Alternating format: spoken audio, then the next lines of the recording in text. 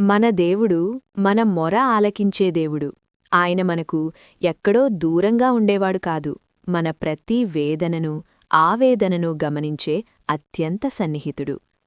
పరిశుద్ధ గ్రంథమైన 2వ రాజులు 20వ అధ్యాయం 5వ వచనంలో దేవుడు హిజ్కియాతో ఇలా సెలవిస్తున్నాడు: నీవు కన్నీళ్లు విడుచుట చూచితిని.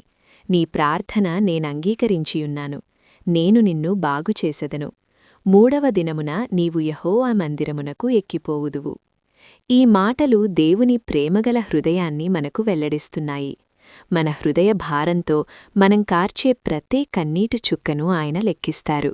ఒక్కోసారి మనం మాటల్లో చెప్పలేని మన బాధను కూడా ఆయన అర్థం చేసుకుంటారు. హిజ్కియాను స్వస్థపరిచి అతనికి నూతన జీవనాన్ని ఎలాగైతే వాగ్దానం చేశారో, అలాగే మన విరిగిన హృదయాలను బాగుచేయడానికి, మనకు తిరిగి నూతన బలాన్నిచ్చి తన సన్నిధికి నడిపించడానికి ఆయన ఎల్లప్పుడూ సిద్ధంగా ఉన్నారు. ఈ సమయంలో మనమందరం కలిసి ఈ ప్రార్థన చేసుకుందాం.